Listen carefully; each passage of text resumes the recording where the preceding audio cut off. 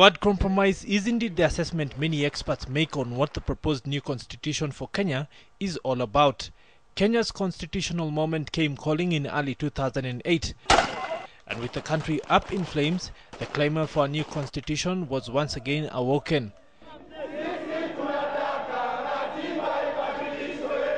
The contention then being that Kenya had come to the brink of anarchy due to years of systematic marginalization of some regions and the frustration of ventilating outlets that these may have created, and thus the need to look into new ways of ensuring that the national cake is equitably distributed and that public spending serves the interests of 40 million Kenyans. The chapter on public finance, which is chapter 12, one starts by elucidating something that the old constitution does not have, which is the principles for financial management.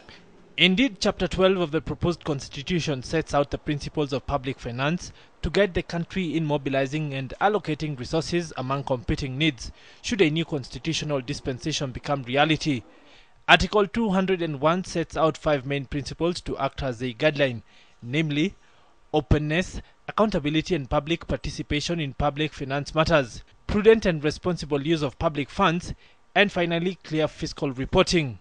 It goes further to provide on how equitable management of resources, of public resources, would be achieved.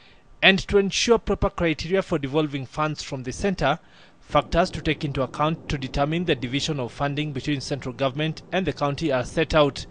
They include the national interest, provision for public debt and other obligations, needs of the national government, fiscal capacity of county governments and developmental needs for counties, and affirmative action. And bearing in mind that since independence, financial and political clout have been lumped at the center under an imperial executive, which has largely remained out of touch with the regions, it should not come as a surprise that many of these regions felt that they were neglected in resource allocation.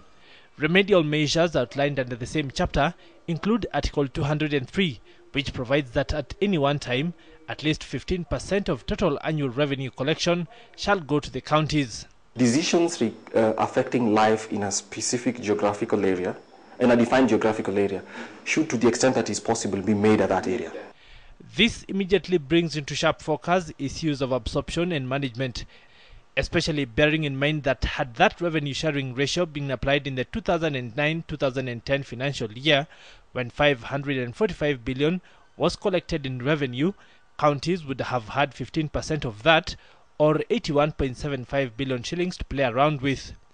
In Articles 2 all the way to Article 231 deals with institutions of public finance, the funds that have been set up, what mechanisms would be used to appoint authorities that would oversee this finance. It places on public sector workers or individuals who run offices and who spend public money responsibility to ensure that the outcomes of development reflect the best cost for money.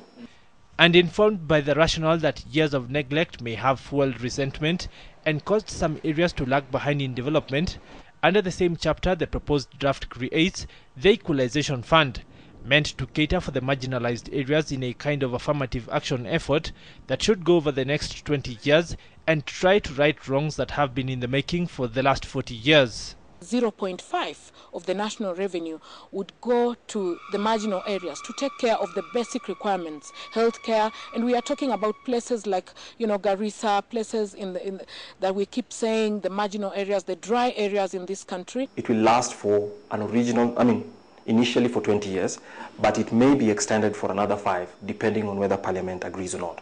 And in a further attempt at ensuring equity, the Constitution makes provisions for the creation of the Commission on Revenue Allocation, its principal role to make recommendations toward equitable sharing of revenue raised by the national government.